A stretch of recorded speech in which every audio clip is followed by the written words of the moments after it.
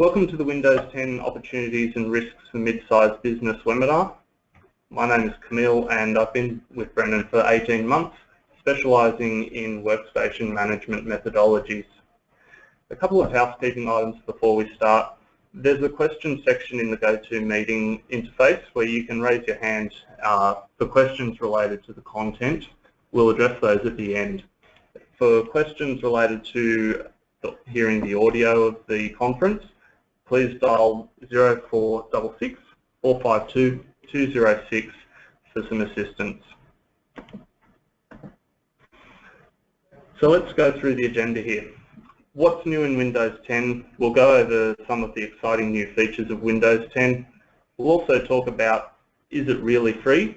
For consumers and business, yes, but there is a caveat that we'll go through. The preparation steps that you'll need to go through to move to Windows 10, the deployment options you'll have when doing so, and the great news is that an in-place upgrade is actually a lot safer these days, so that's a real option for moving to Windows 10. We'll also cover ongoing management, so that'll be your device management and security such as device guard. So what's new in Windows 10? Windows Hello provides greater biometric functionality for authentication to devices and services. Through integration with Microsoft Passport, a user can authenticate to these services even when domain joined using facial recognition or fingerprint scanners. This greatly improves the user's connection with their device and removes the need for multiple complex passwords. Microsoft Edge is the new browser introduced with Windows 10, and it renders web content beautifully. For those with a tablet, the interface has full pen support for annotations, making it very useful for presentation or content development use. Adopting Edge as a standard browser has been challenging for some of our customers. It doesn't fully support some legacy applications or website functionality, such as ActiveX controls, so these should definitely be tested during pilot. Cortana is the new digital personal assistant. All of your users can now have their own PA. It isn't constrained to voice-only input either, so it can be easily used in the workplace. It can be used to calculate, set reminders, track flights, get directions, check the weather, or even search the web. The Action Center has been greatly improved since Windows 8.1. It provides quick and simple access to notifications as well as functions called Quick Actions. My personal favourite feature of this is the ability to initiate connection to a projector from a single click. Also, Continuum has been introduced. This is the naming given to the seamless experience when changing from traditional workstation use to tablet use. Recall the full screen app feeling of Windows 8 when in tablet mode, and then seamlessly changing back to a traditional workstation experience when connected to peripherals such as keyboard and mouse. There's a few features for business that I wanted to bring up. Universal Windows Platform allows application developers to build software that is supported on a multitude of devices. Think of one app built for Universal Windows Platform that can be run on Surface, Windows Phone, even Internet of Things devices. This greatly reduces the investment required for development. Enterprise data protection is a feature to be introduced mid-2016. This tool prevents data loss with BYOD, allowing you to encrypt corporate-owned data on the user's owned device, as well as remotely wiping back corporate data after the fact.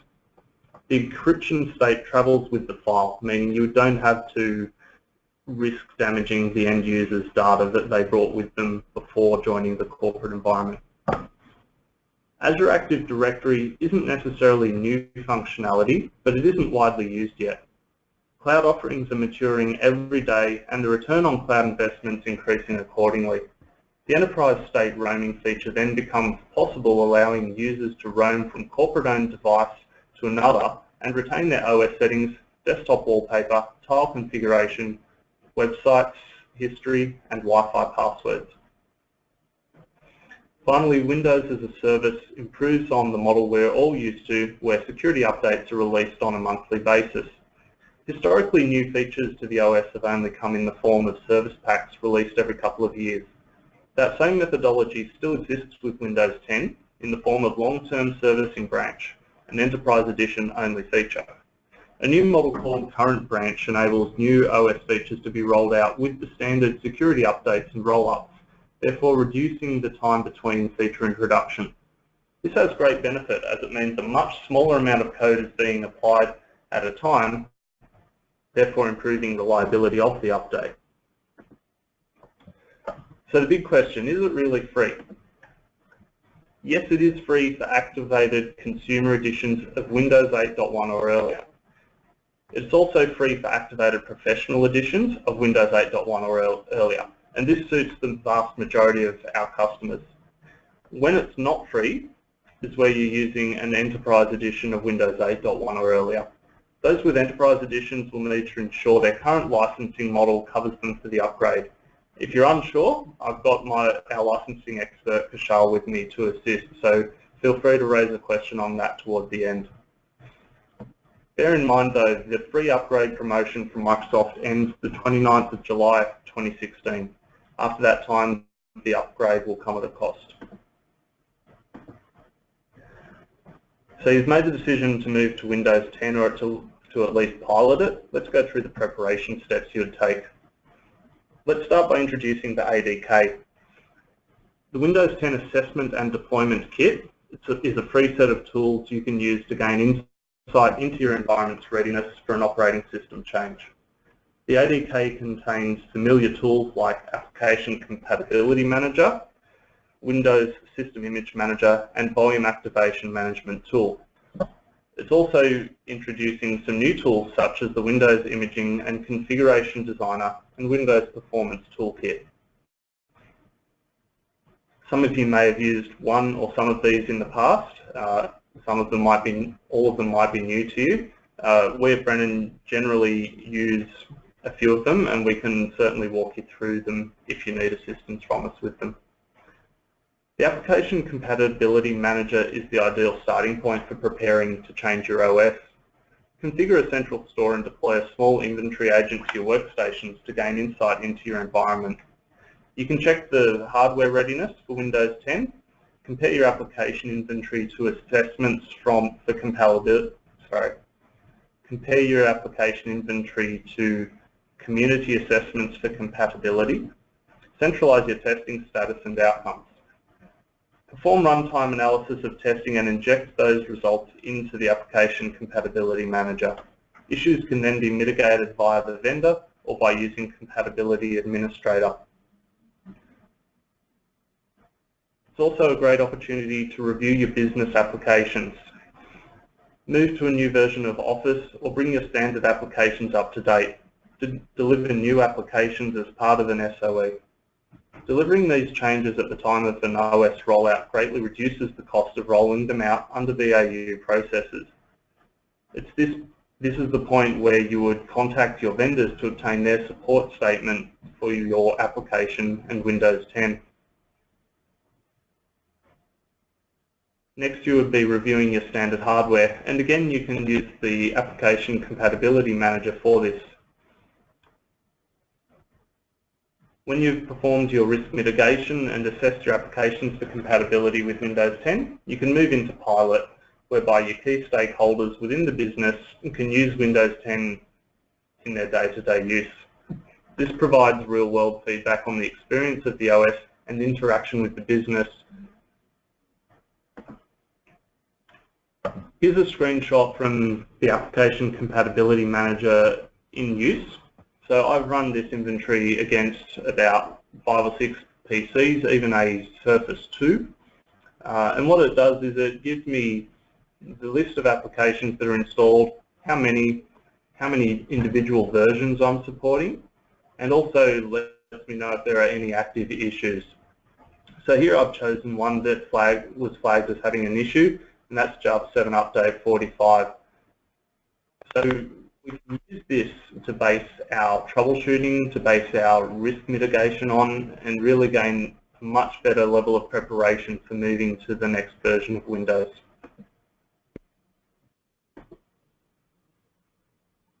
So after pilot, we move on to the deployment methodology. An in-place upgrade to Windows 10 is easily achieved with free tools such as Microsoft Deployment Toolkit and the ADK. An in-place upgrade is an excellent method of maintaining the local user's profile and settings while reducing the interruption associated with moving to an OS. However, this is a double-edged sword and can also have you retaining incompatible programs or data. Those with Microsoft System Center 2012 Configuration Manager can also gain the benefit of zero-touch installation. MDT and Config Manager can also be used to re-image a workstation with Windows 10, and this is called the refresh scenario. You can leverage USMT to capture and restore the user's data as part of the imaging process. This method provides the clean feel of a new OS, as well as being highly customizable to include updated or new SOE applications, as well as delivering a fully up-to-date workstation in terms of security updates. This method is also a good opportunity to switch your workstations from legacy BIOS mode to UEFI mode for functions such as Secure Boot and BitLocker. The bare metal hardware scenario is very similar to the refresh, except no local data is retained. This again provides the clean feel and is a great opportunity to align your SOE with the status quo. The Microsoft Desktop Optimization Pack is a suite of tools previously available only to software assurance subscribers, and it's now available to all volume licensed organizations. It contains workstation management tools such as Advanced Group Policy Management, BitLocker Administration and Monitoring, and Dart. Dart's a series of tools allowing you to take remote control of a computer that's booted into PE. So as a person that deploys operating systems or builds images, Dart is a very handy tool to have because you can troubleshoot a deployment while it's in progress. The Windows Imaging and Configuration Designer introduces a new method of modifying the OS without the need to re-image. Think of functions you perform during an OS image process. You install the OS, you install software, you apply policy and customizations. With Imaging and Configuration Designer, you can now apply customizations and configurations without reapplying the OS. This is very useful for repurposing a workstation to a kiosk, as an example. Here is the Imaging and Configuration Designer in use. So you can see on the right there, the customizations being applied have been selected using the tree on the left. And it's very similar, in my experience, to the System Image Manager, which was introduced with the ADK 8.1. The greatest exception is this allows you to create a provisioning package, and that's Microsoft's new method for applying a separate set of functions to an OS without re-imaging.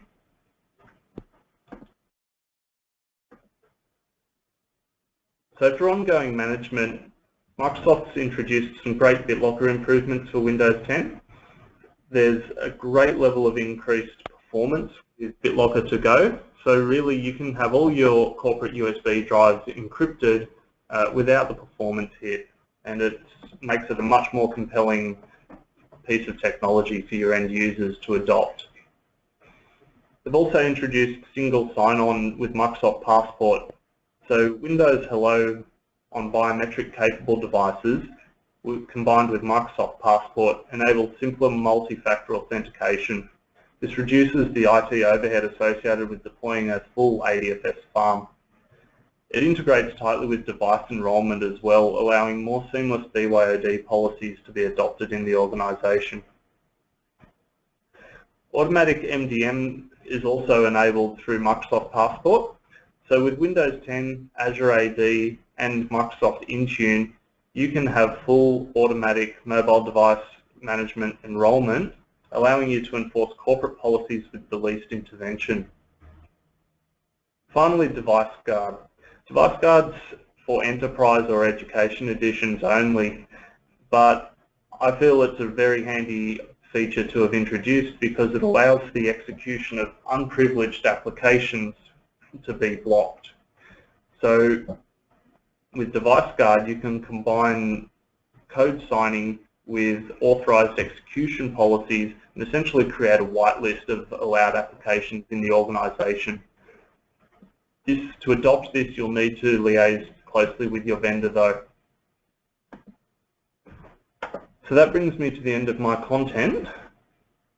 So I'll go through the questions that were raised, if there's any. No? Okay, if you do have any questions, feel free to raise them now and we'll address them immediately.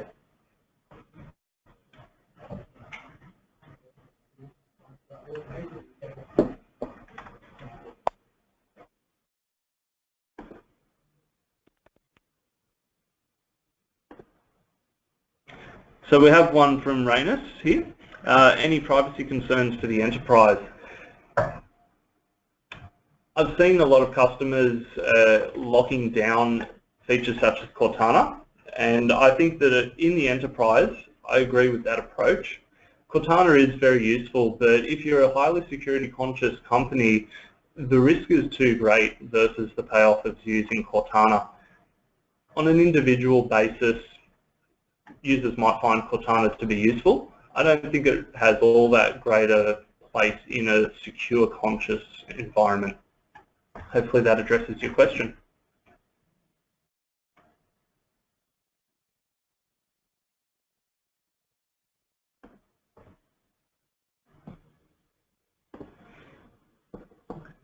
So I've got a question here that I'll get Kushal to assist with.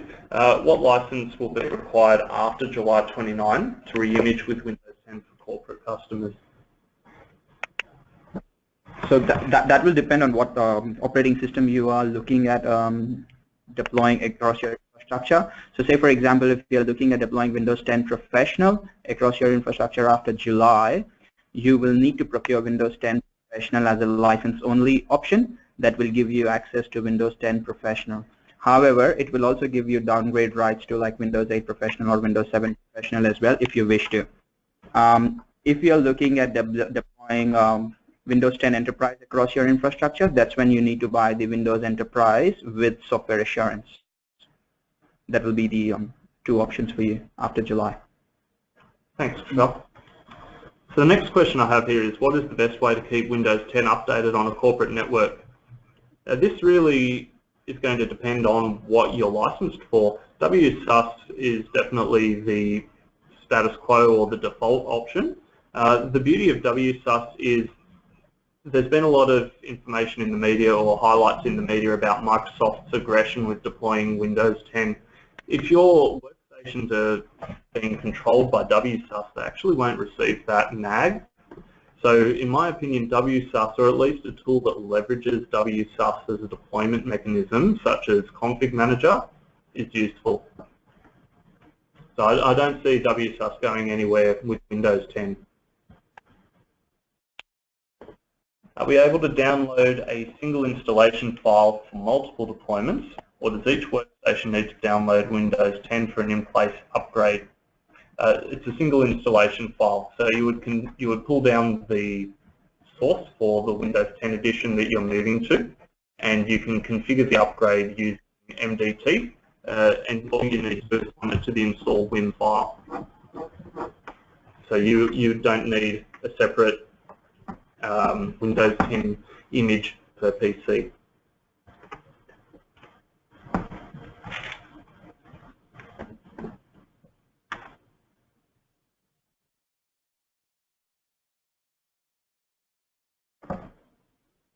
So that's all the questions that I had so far.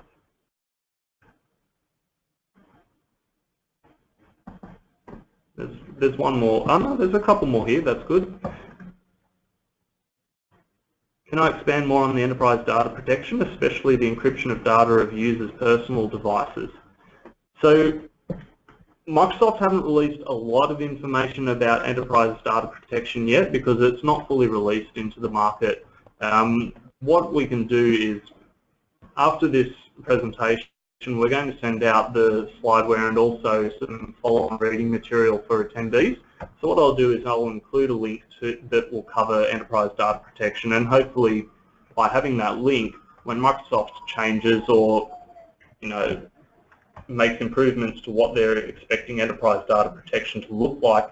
By having that link, you'll get more up-to-date information as they progress through development.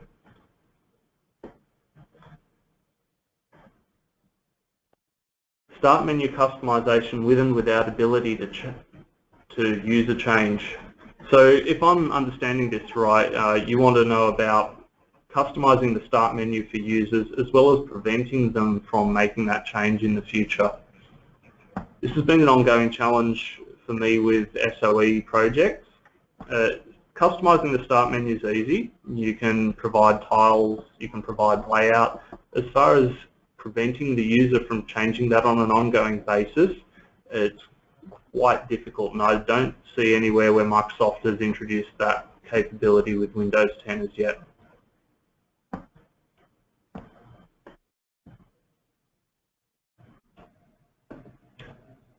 So that's the end of the questions that I have. If you have any further questions, feel free to contact Brennan in the future through your account manager. I'll just answer this one last question. So I've been asked, will my Windows desktop programs work with Windows 10? And that's a really good thing to be asking yourself. And using the Application Compatibility Manager, you can find out the answer.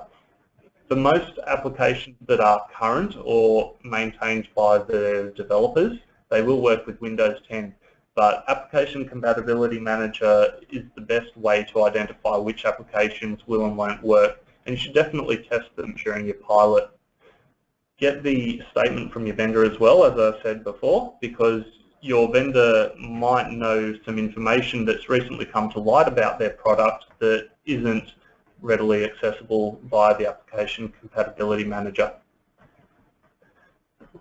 So Brennan's more than happy to assist you with any of those steps that I mentioned in the preparation, and also any queries or concerns you have. We've got account managers that you'd be familiar with, so please contact them, or you can also respond via the invite to the presentation. Okay, that ends the slide deck and the presentation. Thank you all for attending.